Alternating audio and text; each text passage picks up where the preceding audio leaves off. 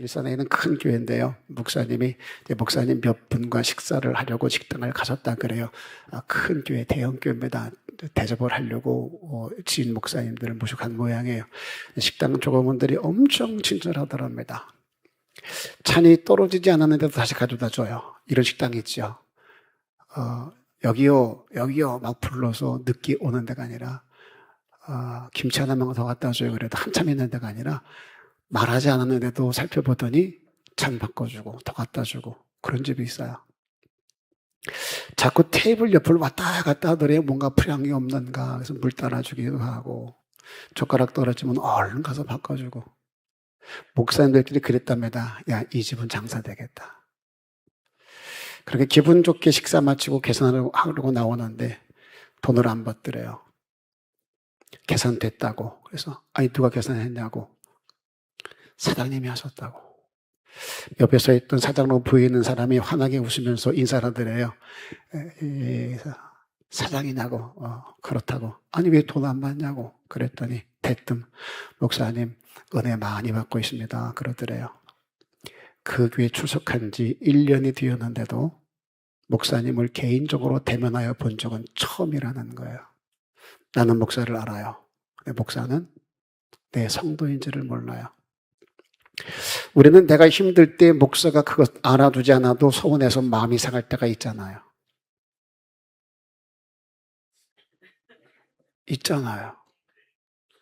저 밖에서 인사할 때 내가 인사했는데 인사를 안 받아주면 시험 들잖아요. 누구는 안아주고 누구는 고개만 까딱거려도 기분 안 좋잖아요. 제가 말했잖아요. 저쪽에 있을 때 누군 4번 흔들고 누군 2번 흔들었다고. 왜 난 2번이냐고. 오랜만에 나온 사람 반갑다고 끌어안고 아이고 고생했다고 감사하다고 인사했더니 나가면서 나도 가끔 나와야 되겠네. 이게 우리 마음 아닌가요? 그런데 1년이 됐는데도 목사님이 나를 몰라요. 목사가 그 사람이 내 성격을 모르는 건 둘째치고 이게 이상하지가 않아요. 어떻게 자기 교회 성도를 몰라? 아니요. 전혀 이상하지가 않아요. 워낙 성도가 많으니까 그냥 넘어가요. 신앙생활 잘하는 여집사님인데 이혼 위기까지 가게 됐습니다. 남자들은 자기들이 뭘 잘못하고 있는지를 전혀 몰라요. 죄가 있다면 처자식 먹여 살리느라 열심히 일한 죄밖에 없는 거예요. 죄가 있다면 그것밖에 없어요. 여자들은 그 말에 남은 정까지도 떨어진답니다. 남편이 다 듣더니 그럼 내가 잘하겠다라고 다짐을 했대요. 그 말에 그 여집사가 조건을 달았답니다. 당신 말을 믿을 수가 없다. 그러면 같이 교회 나가자. 남편이 한참을 고민하더니 알았다. 그럼 교회 나갈게. 그래서 나가기로 했답니다. 근데 토요일 날 들어오더니 씩씩거리더래요. 개인 택시를 하시는 분인데 여자 손님을 태웠답니다. 내릴 때 요금이 더 나왔다고. 내가 여기 한두 번 택시 탄 게 아닌데 요금이 더 나왔다고 생떼를 부리더래요. 돌아온 거 아니냐, 매달기가 잘못된 거 아니냐, 바가지 씌운 거 아니냐, 내가 한두 번 탄 게 아닌데 이 돈이 나올 리가 없다. 신고하겠다고 생발을 뛰는 거예요. 그렇게 씨름하다가 결국 경찰까지 와서 겨우 돈을 받았다는 거예요. 기분이 나쁘면 운전이 잘 안 되잖아요. 막 속이 상하고. 아내가 그 얘기를 듣는 순간에 야, 내일 교회 가기로 했는데 사단이 또 역사하는구나. 이렇게 기분이 안 좋으면 또 안 간다 그럴 텐데 걱정을 했답니다. 그래서 남편 편 들어주면서 같이 욕을 해줬대요. 그런 미친 삐리리 어쩌고 저쩌고 같이 욕을 해주면서 뭐 그런 게 다 있느냐. 남편이 자기 얘기를 들어주고 욕해주니까 기분이 좀 좋았는지 저녁을 아주 잘 준비해서 만나게 차려줬대요. 그렇게 비율을 맞췄답니다. 그렇게 주일 교회를 갔는데 교회를 들어가다가 입구에서 남편 얼굴이 갑자기 굳어지더니 그냥 말없이 돌아서 나가더래요. 아내가 또 속상해 쫓아갑니다. 왜 그러냐고. 갑자기 또 왜 그러냐고. 가기로 했는데 왜 그러냐고. 그랬더니 남편이 그러더래요. 환한 미소를 지으며 안내를 서는 권사를 가리키며 어제 진상 떨었던 삐리리가 저 삐리리야. 차마 제가 여러분들에게 워딩 그대로 말할 수 없어서 삐 처리를 제가 개인적으로 했어요. 어떻게 표현해 줄 아시겠죠? 어저께 그렇게 진상 떨었던 여자가 저 여자다. 그런 여자가 교회 입구에 서서 환한 미소를 지으면서 성도들을 맞이해요. 교회 성장 연구소에서 이런 말을 하더라고요. 교회가 대형화될수록 신앙은 약해지고 영향력은 바닥이 된다라고요. 빛 노릇 소금 역할 감당하기 어렵답니다. 목사가 내 성도를 몰라요. 권사가 삶에서는 진상이에요. 그러니 교회가 교회다울 수 있겠냐는 거예요. 오늘 이 얘기하려고 그래요. 예수를 제대로 만났느냐? 예수를 제대로 만났다면 달라지는 게 분명히 있어야 돼요. 오늘 삭개오 보세요. 예수를 제대로 만나니까 정말 180도 달라집니다. 이게 진짜인 거예요. 본문 2절에서 삭개오를 딱 두 단어로 정리합니다. 삭개오라 이름하는 자가 있으니 세리장이요 또한 부자라. 삭개오를 설명하기를 세리장이요 부자다. 당시의 세리장은 로마 정부를 대신해서 세금을 거두어 드리는 자리였습니다. 로마인을 파송한 게 아니라 유대인 가운데 사람을 택하여서 너 얼마 줄 건데 이렇게 줄게요. 넌 얼마 줄 건데 전 이만큼 줄게요. 그럼 네가 해라. 더 많이 거두어 드리는 사람들에게 줬다 그래요. 그러다 보니 이 세리나 세리장은 엄청난 부를 축적할 수밖에 없었지요. 그렇게 돈돈거리며 긁어 모으면 행복해야 되잖아요. 예수가 지나간다는 소리를 들어도 그것쯤이야 관심 바뀌어야 되잖아요. 그런데 그게 아닌 거예요. 뭔가 허전한 거예요. 이게 오늘을 사는 저와 여러분들의 모습과 뭐가 다르냐고요. 살다 보니 돈이 없으면 사람 구실을 못합니다. 목사인 저도 절절히 느껴요. 그런데 이 돈이 왼수라. 넉넉하면 좋겠는데 넉넉하여 쓰고 남음이 있어. 그 남은 것들로 좀 구제했으면 좋겠는데 선교했으면 좋겠고 남들을 도왔으면 좋겠는데 나 쓸 것도 항상 모자라는 거라. 그러다 보니 우리의 소원은 돈벼락이에요. 차납게나 돈벼락. 어디서 돈 들어올 데가 없나. 그래서 돈을 더 많이 벌고 싶어서 더 벌기 위해서 엄청나게 노력을 해요.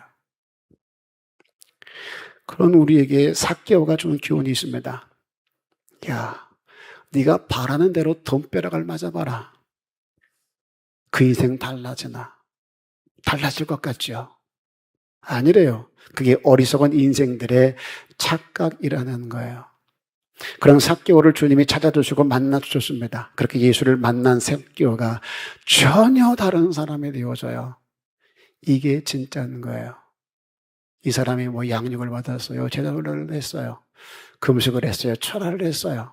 무슨 교회 시스템에 의해서 무슨 직분을 받았어요. 아니요.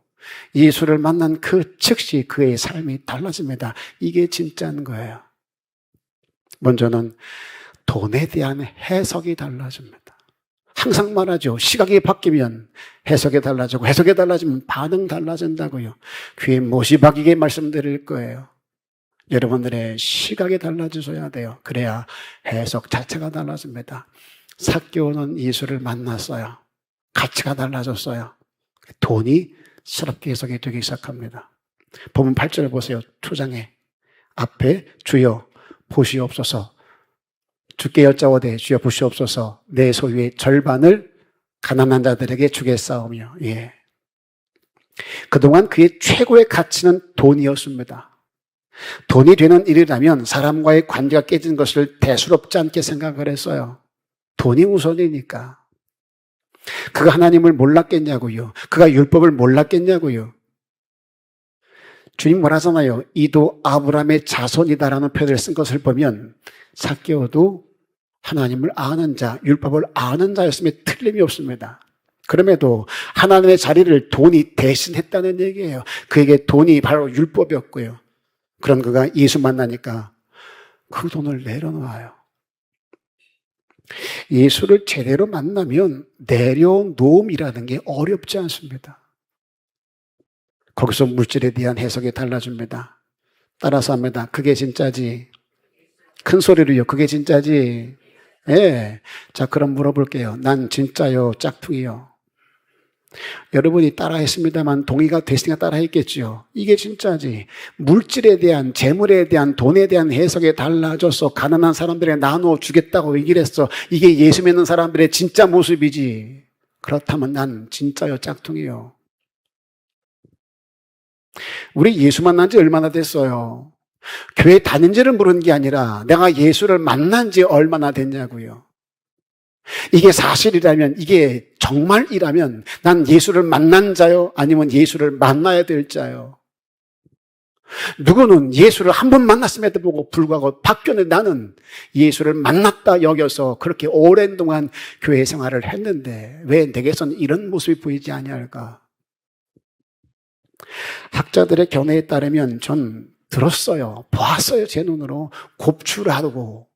그래서 곱추라고 했다가 다시 한번 찾아봤더니 곱추란 말이 안 나와요. 어디서 봤는지 어디서 들었는지 분명히 보고 들었는데 학자들이 소수 의견입니다만 키가 작다라는 말은 그냥 쓰여진 게 아니고 외소증의 장애를 가진 소위 우리가 말하는 난장이었을 가능성이 있다라고 얘기를 해요. 당시 그런 장애를 안고 산다는 것이 쉽지가 않았을 거예요. 지금도 쉽지 않죠. 외소증이 아니더라도 키가 원체 작았기에 거기 서서는 예수를 볼 수 없어 나무로 올라가지 않았겠냐. 아마 최소한 삭개오는 상당한 컴플렉스를 가지고 살았던 사람이 틀림이 없습니다.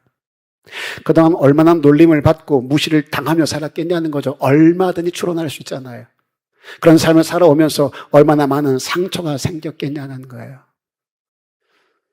저는 소수 의견입니다만 삭개오가 외소증을 앓았던 장애인이다라는 말에 동의를 해요. 당시의 장애는 그냥 장애가 아닙니다. 무슨 죄를 졌기에 너 그런 장애를 가졌냐라는 시대였으니까요.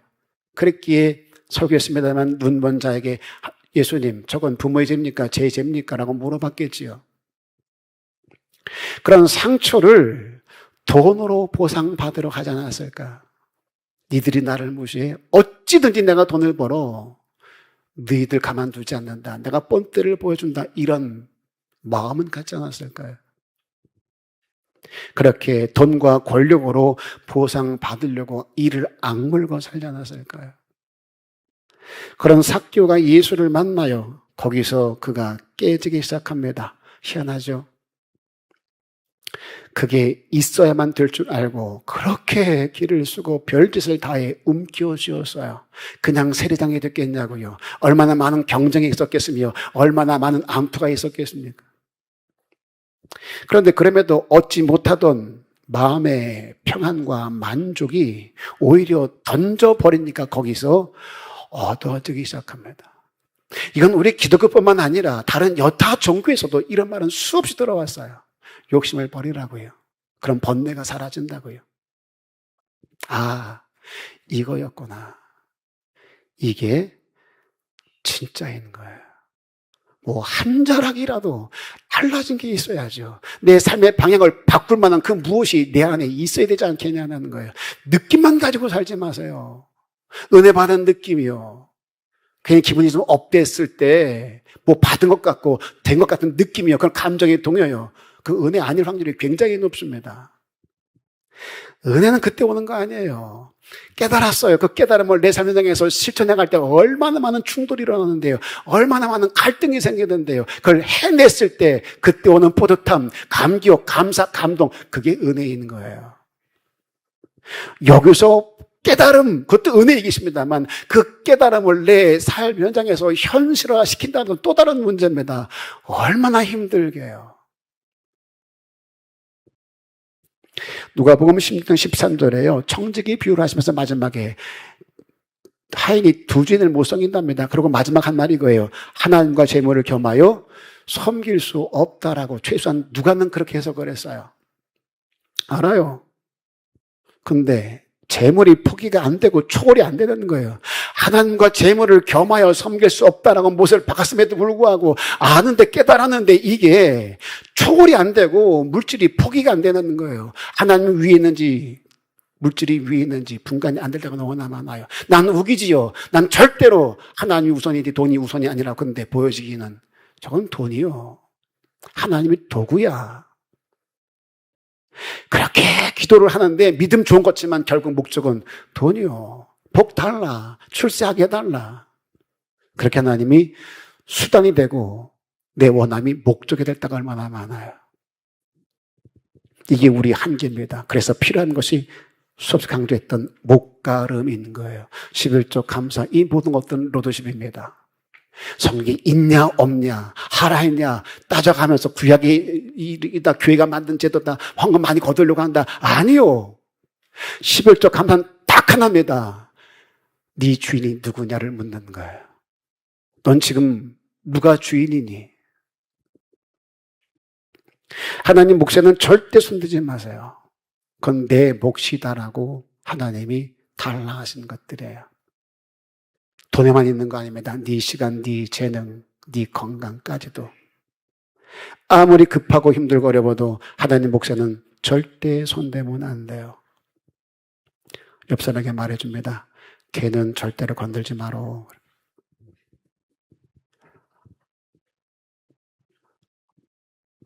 왜 분위기가 이럴까요? 삭개오 얘기하다가 갑자기 왜 11조 얘기하더니 무슨 걔를 건들지 말라 그러고 왜 그럴까요? 로드십이 되어 있느냐, 지금 네 삶의, 네 인생의, 네 신앙의 주인이 누구냐를 묻는 거예요. 삭개오는 돈이 전부였던 사람, 돈 걸었던 사람인데 그가 가난한 사람들에게 내 재산 절반을 나눠 주겠다고 얘기를 해요. 주인이 바뀌었어요. 돈이 아니에요. 나를 만나주신 주님이 내 주인이 되어가요. 이게 쉬운 일이겠냐고요. 양육한다고 돼요. 10년, 20년 예수 믿는다고 돼요. 여러분, 내가 헌금하잖아요. 헌금을 말하는 게 아니에요. 몫을 얘기하는 거예요. 몫을. 또 하나, 예수를 제대로 만나면 삶의 내용이 달라집니다. 본문 8절 하반절을 볼게요. 가난한 자에게 나눠주겠다 그래. 그리고 이렇게 말합니다. 만일 누구의 것을 속여 빼앗은 일이 있으면 네 갑절이나 갚겠나다. 이건 율법입니다. 율법을 내가 지켜 행하겠다라고 얘기를 해요.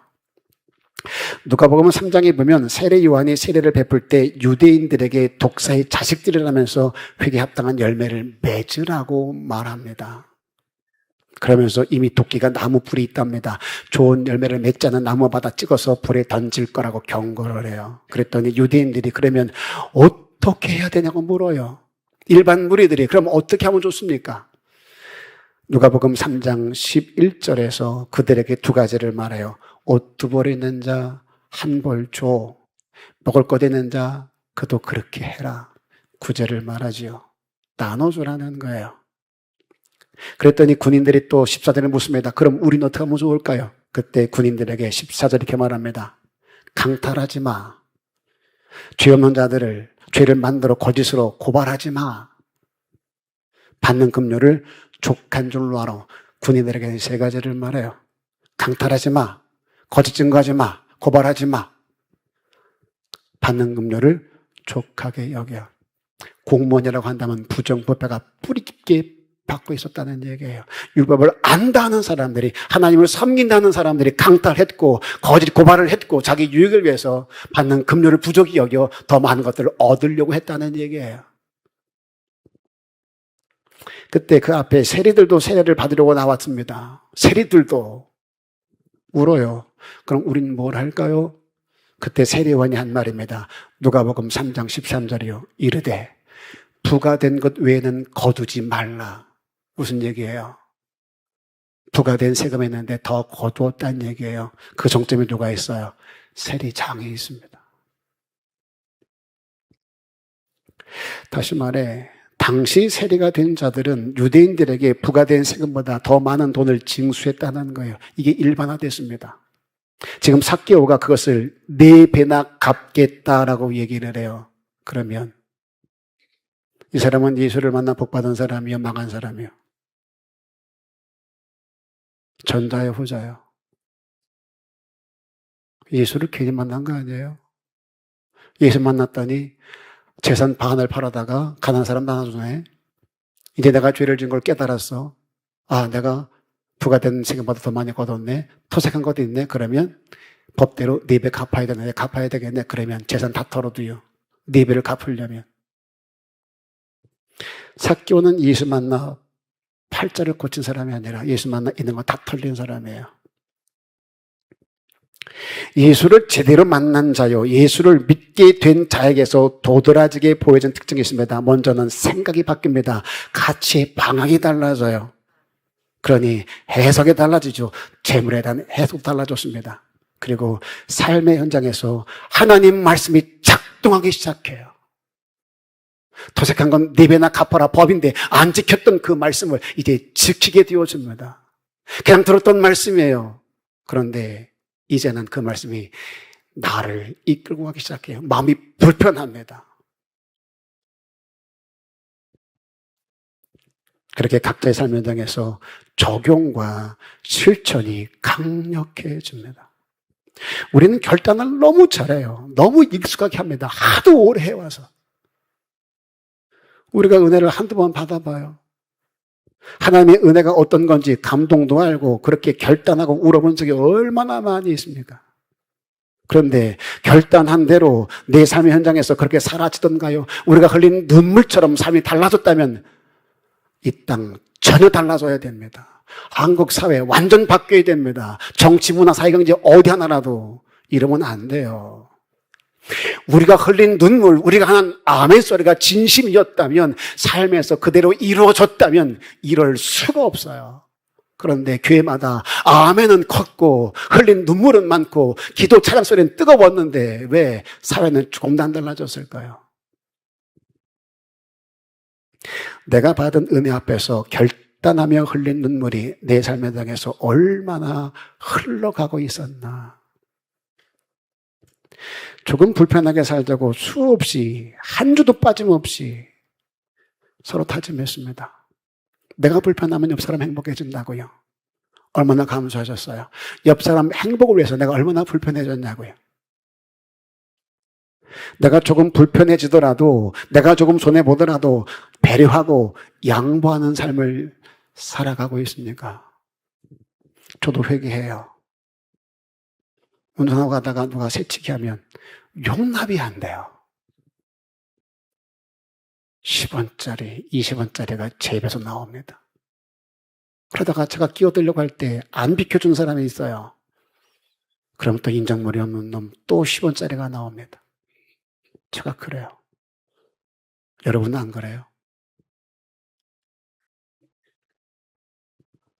누가 끼어들려고 할 때 아유, 끼어들게 또 급하니까 그렇지. 길을 잘 몰랐나 보지. 끼워주세요. 길을 잘못 들었어요. 끼어들어야 돼. 그러면 야, 뒷사람 욕하겠다. 그냥 내가 뺑 돌아가지. 뺑 돌아오세요. 교회 집사님이래요. 사업을 하는데 그 업종이 세금을 제대로 내면 남는 게 없대요.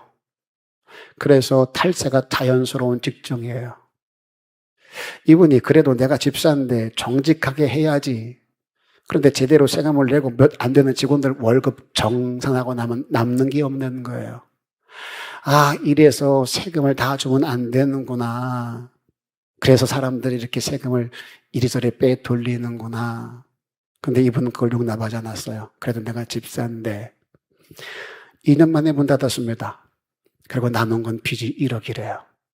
2년 만에 1억을 벌어도 시원찮게 1억을 빚을 졌답니다. 말이 안 되잖아요. 그 집사님의 결론입니다. 정직하게 살면 망하는 세상이다.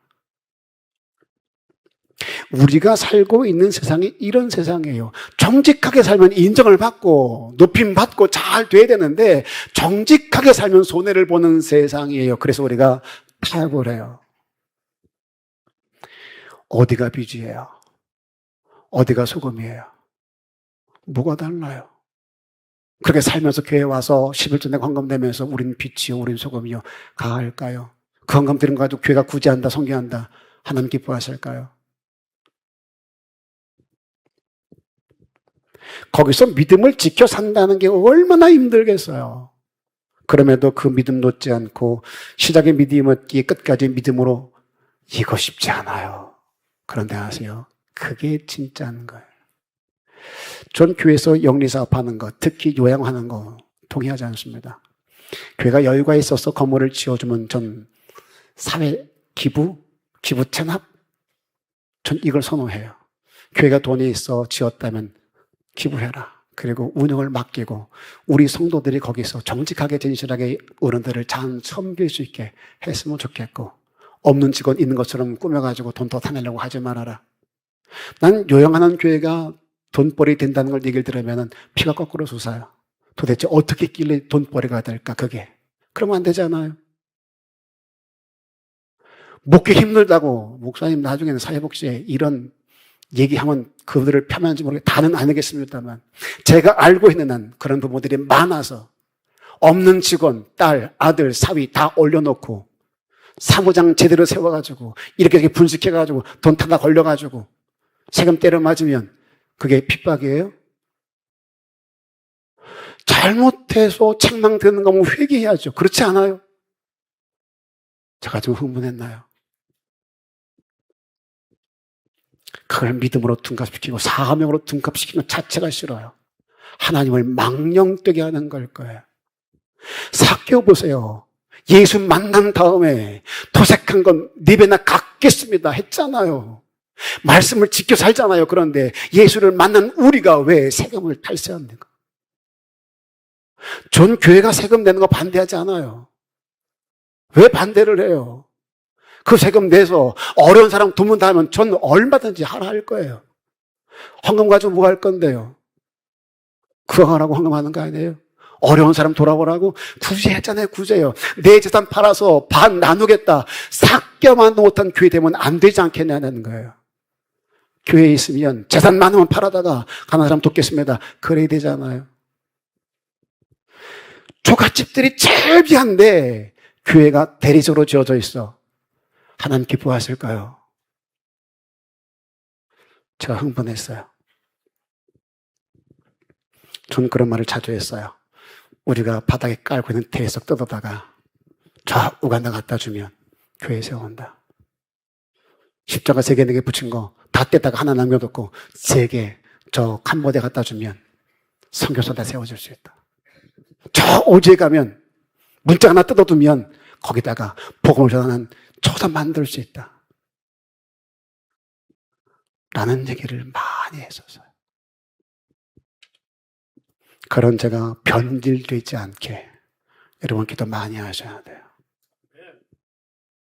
제일 두려운 게 그거예요. 삭개오는 예수를 만나 변화가 됐는데 목사라는 작자가 점점 변질돼 가는 건 아닐까.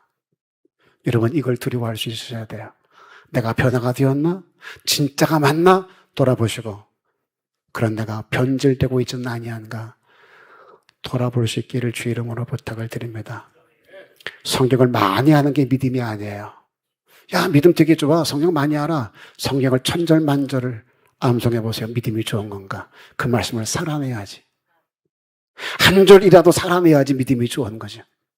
예배를 많이 드리는 게 믿음이 아니라 예배를 드린 것만큼 내가 달라져야 믿음이 있는 거죠. 감동을 자주 받고 그때마다 결단한 게 믿음이 아니라 작더라도 이건 내가 실천해야지 그 깨달음을 내 삶에서 실천해 가는 것, 그게 믿음이 있는 거죠. 받은 감동, 그 결단만으로 내 삶 현장이 달라지고 있냐는 거예요. 큰 거 하려고 하지 마세요. 작은 것, 누가 새치기 오면 바쁜가 보다. 줄 길게 서 있으면 앞으로 가. 저 앞에서 끼어들면 돼. 지혜로운 것 같죠? 저 운전하잖아요. 옆에 산 사람이 그래요. 뒤에서 줄 서려고 하면 앞으로 가. 저 앞으로 가면 끼어들 때 있어. 그러면 저기 줄 서 있는 사람들은 뭐가 돼요? 또 김동호 목사가 이런 설교한 적이 있었습니다. 그 교회 성도가 많잖아요. 서울대병원에 진료를 하러 갔답니다. 대기하고 있는데 과장이 지나가다가 받는 모양이에요. 목사님 여기 웬일이세요?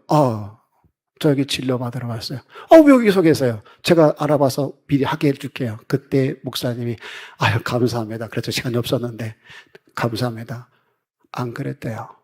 아유 그러지 마세요. 내가 그 자리에 들어가면 누가 믿을 텐데 그러면 안 되잖아요. 그냥 저 줄 서서 제 순서에 받겠습니다. 제 목회가는 거기서 만들어졌어요. 이게 목사지. 이게 예수 만나는 자이지.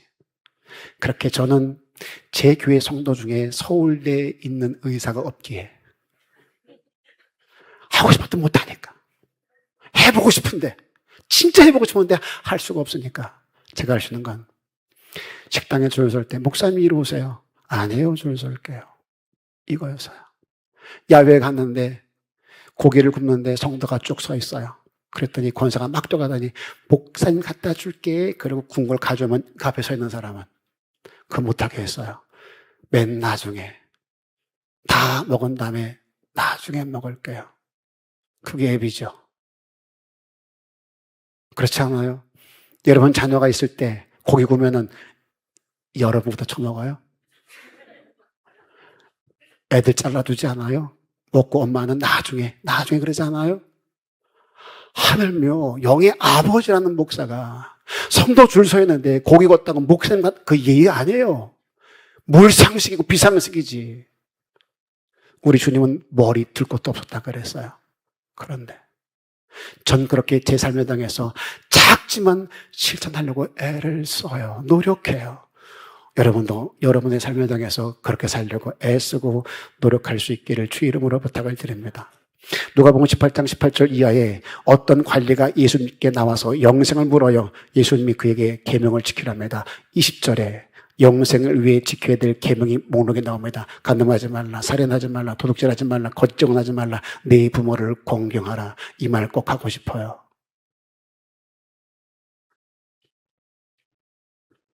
간음하지 말라, 살인하지 말라, 도둑질하지 말라, 거짓증언하지 말라, 내 부모를 공경하라. 이거 우리 얼마나 많이 봐요. 수없이 봅니다. 나라 잘 다스리라고 세워놨더니 이놈 저놈 거짓말하지 않는 놈이 없어요. 다 싹 다 거짓말합니다. 간음하지 말라 그랬는데 간통법이 폐지가 됐습니다. 모텔들 가보세요. 살인하지 말라. 미워한 것도 살인이라고 그랬어요.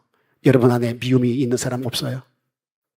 살인하지 말라 하시는 나는 다시 말하노니 미워하는 자도 사랑한 살인이란 말씀 재해석을 해줬어요. 근데 이 안에 미움이 얼마나 많아요. 이런 것 때문에 아파하셨어요. 내 부모를 공경하래요. 제가 요양하는 목사님을 많이 알아요. 어머니를 편하게 못해 요양 보내놓고 자주 돌아보면 괜찮아요. 내 상황이 어쩔 수 없으니까 좋은 시설에 모셔놓고 자주 찾아뵈면 괜찮아요. 그런데 던져놓고 오질 않아요. 단 한 번도 오질 않아요. 그게 무슨 부모에게 효라는 거예요. 요양원 보내기 잘못된 게 아니라 보냈으면 자주 찾아뵙고 살펴보고 그래야 되지 않아요? 어쩔 수 없이 좋은 시설에 보냈다고 하면 오늘은 용서하세요. 계속 흥분할 거예요. 뭐 하나 지켜지는 게 있습니까?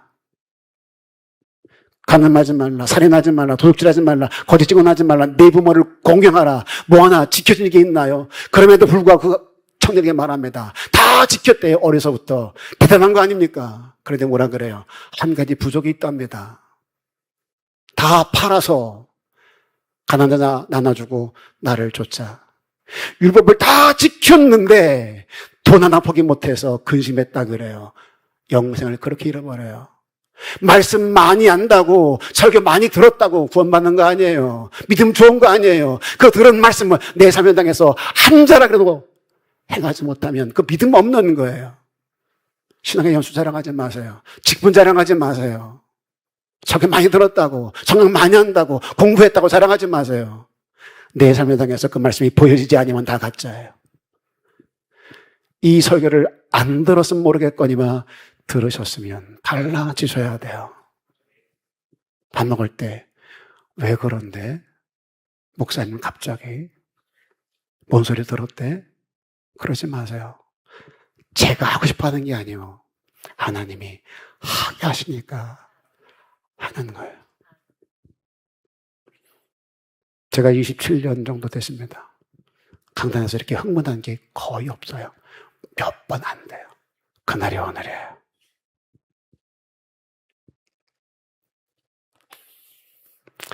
가룟유다가 왜 예수를 팔아요? 표면적으로는 돈 때문이래요. 은 30을 받았답니다. 당시 은 30은 노예 몸값이었어요. 그리고 3개월치 싹시였습니다. 노동자의 싹시요. 그 돈을 받고 예수를 팔아요. 현 시세로 한 1,000만 원 정도 됩니다. 성경에서는 그를 도적이라고 표현을 합니다. 이미 돈꾀에 손을 댔었다라고 말하고 있어요. 그가 그냥 제자냐고요. 다 버리고 주를 쫓은 제자입니다. 그런 결단을 할 정도로 받은 은혜와 감동이 있는 사람이었습니다. 그럼에도 한 가지, 돈이요. 그것을 극복하지 못했답니다. 그런데 삭개오는 돈밖에 몰랐던 세리장이었는데 지금 그것을 던져버렸다는 거예요. 예수님 제대로 만나면 이게 돼요. 돈의 해석이 달라지고 말씀을 현등해서 살아내는 자가 됩니다. 정리 잘 하셔야 돼요. 예수를 제대로 믿으면 내 삶 현장과 내 주머니가 어찌 되는 게 아니라 먼저는 내 내면의 질서가 회복이 된다는 거예요. 진짜 성도다운 면모를 갖추게 된다는 거죠. 어떻게 사는 것이 참 인생인지, 참 믿음인지, 참 그리스도인인지를 깨닫게 됩니다. 예수를 만나면 배우지 못한 데서 오는 열등감들, 가난에 대한 부끄러움들, 외모 컴플렉스들 있다는 것들이 정말 우스운 게 돼버려요. 까짓것이 됩니다. 그러니까 삭개오가 그 많은 재산을 전부 털어내고 나누어 줄 수 있었던 거예요. 우리는 지금 끊어낼 게 너무나 많아요. 던져버릴 게 너무나 많아요. 풀어내야 될 게 너무나 많아요. 포기하고 정리할 게 너무나 많은 사람들이에요. 문제는 그게 내 힘으로 하나라도 감당이 되냐고요.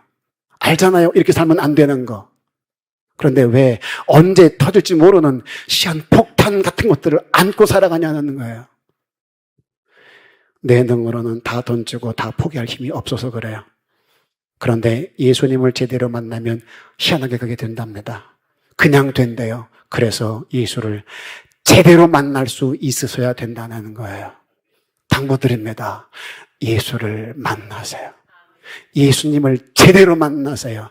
구경꾼 되지 마시고 그 세례집에 가겠다고 한 광경을 보면서 저가 왜 죄인의 집에 들어가느냐고 비판하는 사람들처럼 되지 마시고 내가 그 주인공 됐으면 좋겠어요.